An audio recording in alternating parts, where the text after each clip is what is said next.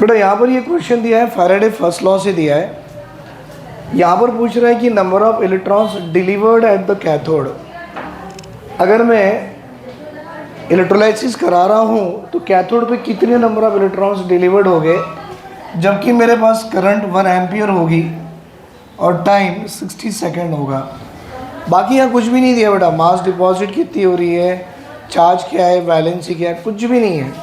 तो मैं सीधा सीधा लगा दूँ बेटा, Q is the quantity of current and quantity of current is I into T। I is the current in ampere, time T is in the second. और I की वैल्यू दिया बेटा 1 एम्पियर, टाइम T की value दिया 60 second.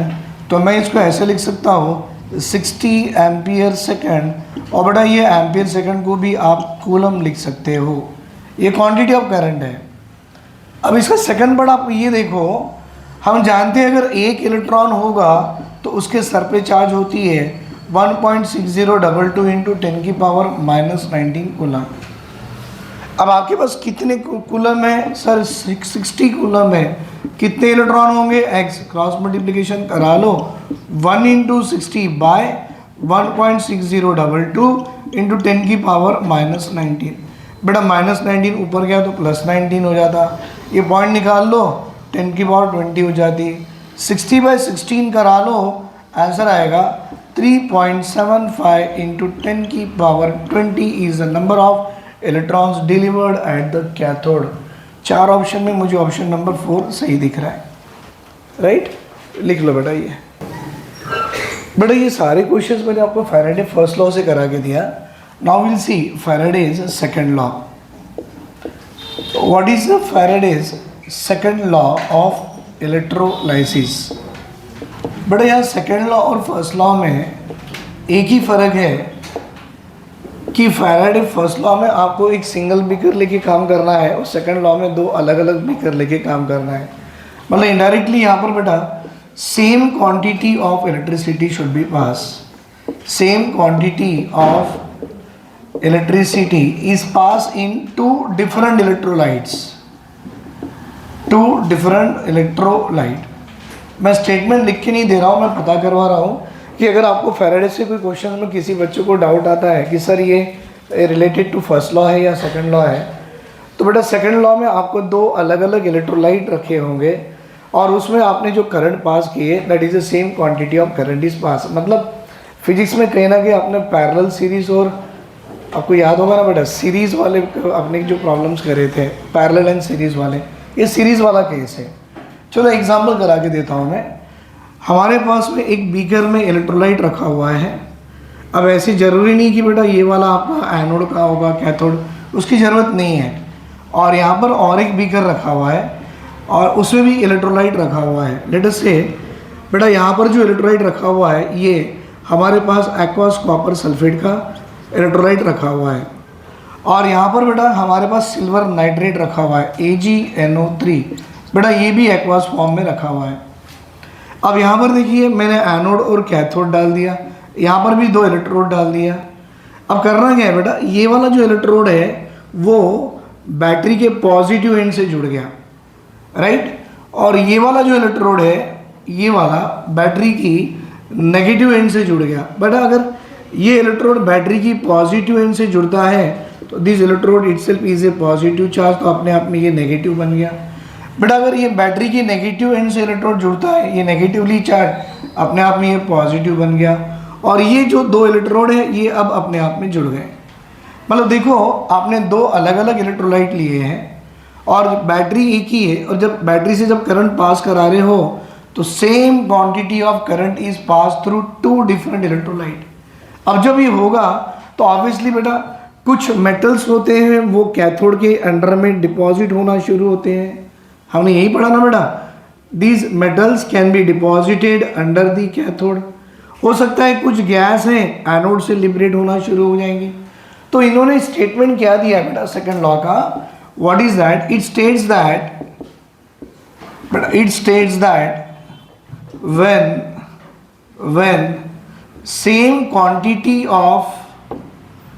quantity of electricity, देखो बेटा battery एक ही है ना, तो अगर सेम क्वांटिटी ऑफ करंट पास करा रहे हो when same quantity of electricity is passed through, but it is passed through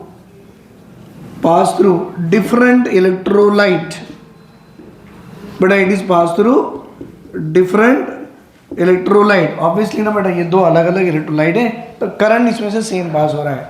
when same quantity of electricity pass through different electrolyte then amount of substance, बेटा amount of substance क्या हो सकता है, या तो वो सब्सटेंस डिपॉजिट हो सकता है बेटा, या तो वो सब्सटेंस लिबरेट हो सकता है गैस के फॉर्म में, या तो वो सब्सटेंस डिसॉल्व भी हो सकता है बेटा, कुछ भी पॉसिबिलिटी होगी.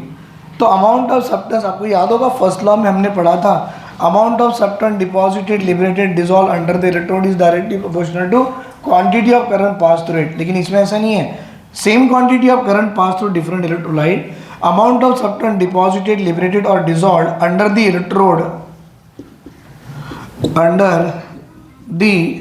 Electrode is directly proportional to,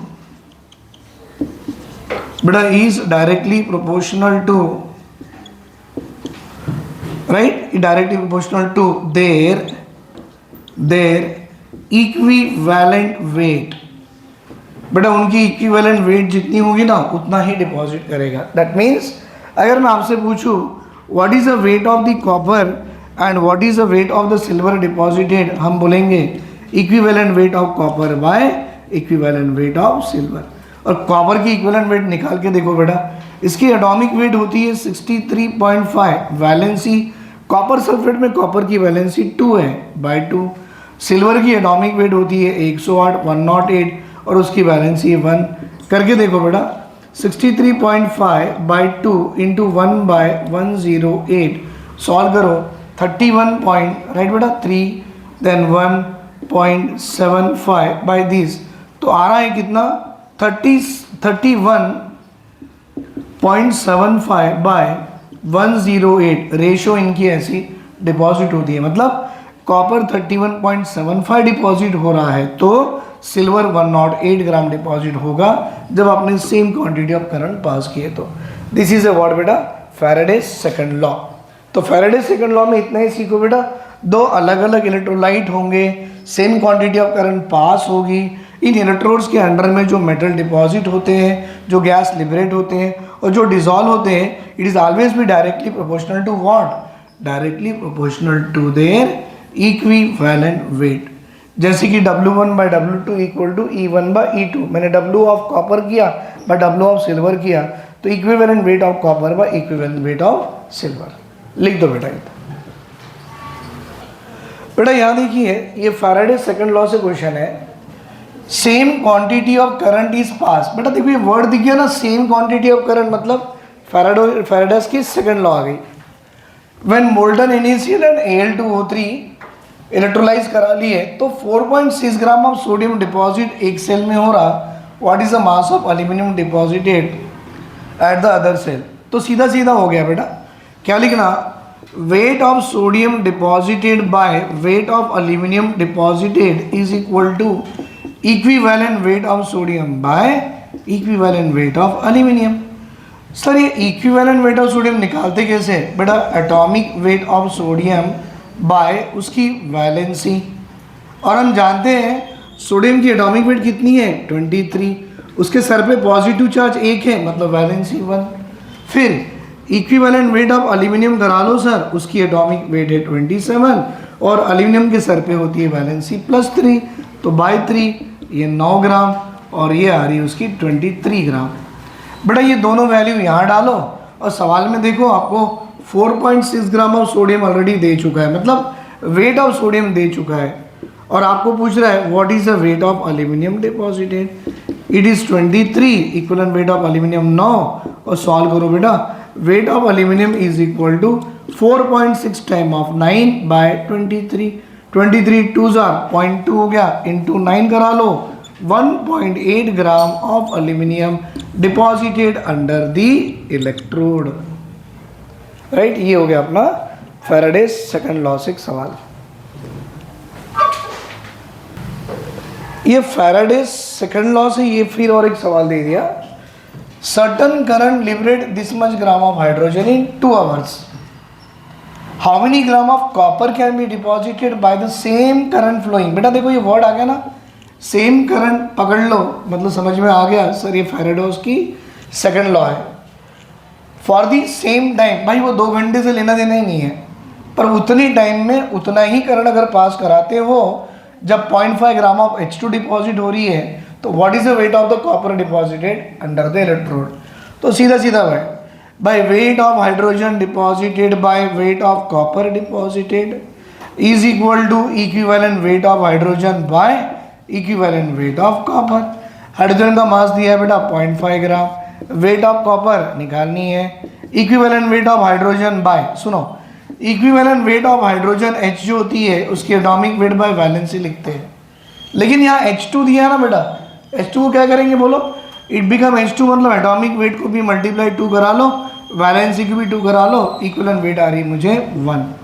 फिर इक्विवेलेंट वेट ऑफ कॉपर पूछ रहा है, भाई it is 63.5 bye valency copper की कितनी होती है, कॉपर सल्फेट में कॉपर +2 में आता है, तो बाय 2 करा लो, 31.75. सर ये 31.75 सॉल्व करा लो बेटा. Weight of copper deposited is equal to 0.5 time of 31.75 करा के देखो, 15.9 gram of copper is deposited. Option 2 is correct. देख लो इसे बेटा, ये क्वेश्चन देखो कैसा दिया है. Wait of silver displace by quantity of electricity, mention नहीं किया, which can displace this much ml of O2 gas at STP. मतलब सेम क्वांटिटी ऑफ करंट पास कर रहे हो बेटा, उससे आपको इतना ml of O2 gas liberate हो रहा है STP में, तो कितना सिल्वर डिपॉजिट होगा दूसरे इलेक्ट्रोड में. मतलब obviously same quantity of current, मतलब फैराडेज का सेकंड लॉ आ गया. तो मैं ऐसे लिखूँ भाई, weight of silver by weight of oxygen it is equal to equivalent weight of silver by equivalent weight of oxygen. Sir जहाँ तक मैं समझता हूँ इक्विवेलेंट वेट ऑफ सिल्वर आपको सबको मालूम है बेटा, उसकी एटॉमिक वेट होती है 108, वैलेंसी 1, तो 108 होती है. फिर आपसे पूछा जाएगा equivalent weight of oxygen atom कितनी, भाई उसकी एटॉमिक वेट होती है 16 और सर पे वैलेंसी 2. याद है ऑक्सीजन की एटॉमिक वेट 16 है, वैलेंसी कितनी होती है 2, मिला लो कितनी होगी 8. और यहाँ पर वेट ऑफ ऑक्सीजन होना है, ये मेरे काम की ये 2 चीज़ यहाँ पर आ गई है बेटा. वेट ऑफ सिल्वर तो निकालना है, वेट ऑफ ऑक्सीजन होना है, लेकिन उसने 5600 ml ऑफ O2 STP दिया है. आपको याद है बेसिक कंसेप्ट ऑफ केमिस्ट्री में टाइप 3 है बेटा, number of mole is equal to volume if it is given in ml, it should be divided by 22,400 ml. तो ये आपको आएगा मोल में, बाय ml से ml कट गया, वॉल्यूम दिया है 5600 बाय 22,400, तो ये कट गए बेटा, ये आ रहा मुझे 1/4 मोल. सर ये मोल ऑफ ऑक्सीजन है, देख लो बेटा ये मोल ऑफ ऑक्सीजन है. हमको होना वेट ऑफ ऑक्सीजन, फिर आपको टाइप 1 भी याद आ जाता, number of moles of oxygen is equal to weight of oxygen by what is that O2 लिया, तो मॉलिक्यूलर वेट ऑफ ऑक्सीजन ले लो भाई. अब number of moles of oxygen कितनी है बेटा 1/4, वेट निकालनी है किसकी, ऑक्सीजन की, बाय मॉलिक्यूलर वेट O2 ना बेटा 16 2 32, तो वेट कितनी आ रही 32/4 करा लो, 8 gram is the weight of oxygen. Sir देखो वेट ऑफ ऑक्सीजन भी आ गया, तो डालो weight of silver by weight of oxygen कितनी आ रही बेटा 8 gram, that is equal to equivalent weight by equivalent weight of oxygen भी 8 आ रही बेटा. देखो 8 से 8 कट गया, तो मैं लिखूँ weight of silver deposited equal to 108 gram, 108 gram is the silver deposited by the same quantity of current which passed through the electrolyte where to 5600 ml of O2 gas deposited at STP. ऐसा answer आपको कहीं, yes option number 4 is the correct answer.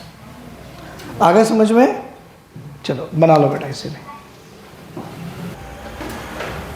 बेटा ये भी देखो sorry Faraday's second law से ही आ रहा है। 4.5 ग्राम ऑफ एल्यूमिनियम जिसकी एटॉमिक वेट 27 है, it is deposited at the cathode from its solution, Al+3 की सॉल्यूशन थी, by certain quantity of current, अपने को नहीं मालूम। अब बोल रहा by the same quantity of current, देखो बेटा same quantity of electric charge मतलब same quantity of current pass करोगे तो कितनी वॉल्यूम ऑफ H2 प्रोड्यूस होगी at STP from the H+ ion. मतलब ये कुछ ऐसा होगा बेटा, यहाँ पर एक बीकर है, यहाँ पर एक बीकर है, यहाँ पर एसिड सॉल्यूशन है, यहाँ पर आपका एल्यूमिनियम आयन के सॉल्यूशन है, इसकी कैथोड एनोड, एनोड कैथोड। बेटा वही कंसेप्ट जो आपने फैराडेज सेकंड लॉ में देखे थे। उन्होंने एल्यूमिनियम का वेट डिपॉजिटेड बता दिया कितना है, लेकिन बता रहा है कि यहाँ से वो quantity same quantity of current pass करोगे तो हाइड्रोजन से कितनी गैस लिबरेट होगी। तो ये लगाने के लिए फैराडेज सेकंड लॉ लगा लीजिए बेटा। What is that? Weight of aluminium deposited by weight of hydrogen deposited equal to equivalent weight of aluminium by equivalent weight of hydrogen. बेटा आपको सबको मालूम है इक्विवेलेंट वेट ऑफ एल्यूमिनियम क्या होती है, उसकी atomic weight by valency 9 gram. What is the equivalent weight of hydrogen? Atomic weight 1 है, 2 लगा दो इंटू 2, क्योंकि 2 है ना, और वैलेंसी 1 है, 2 होने के कारण 2 लगा दो 1 हो जाती। वेट ऑफ एल्यूमिनियम दी गई है कितनी बेटा? 4.5 by weight of hydrogen equal to 9 by 1। Sir ये सॉल्व किए तो वेट ऑफ हाइड्रोजन मुझे आ रही थी, that is 4.5 by 9, it is equal to 0.5 gram. बेटा ये वेट ऑफ हाइड्रोजन आ गया मुझे 0.5 ग्राम। आपको देखो वॉल्यूम ऑफ H2 होनी है, राइट बेटा। वॉल्यूम ऑफ H2 होने के लिए आप एक काम करो ना, number of moles of hydrogen is equal to weight of hydrogen by H2 है, इसीलिए ग्राम मॉलिक्यूलर वेट लिखो। बेटा वेट दे रही है 0.5 ग्राम, मॉलिक्यूलर वेट ऑफ H2 2 आती, एटॉमिक वेट 1 है ना, 2 लगा दो इंटू 2, 0.5 बाई 2 मोल हो गई। बेटा हम समझते हैं एट STP में कोई भी गैस जब 1 मोल की गैस हो तो 1 मोल ऑफ एनी गैस क्यों H2 की बात कर रहा है बेटा, 1 mole of H2 gas can occupies volume is equal to कितनी? 22.4 लीटर। अब कितनी मोल है भाई? 0.5 by 2 mole of H2 gas, it can deposited is volume is equal to कितना? तो 22.4 इंटू 0.5 बाई 2 लीटर। और सॉल्व करके देखो बेटा 5.6 litre of H2 gas deposited. इसका मतलब option 4 is the correct answer.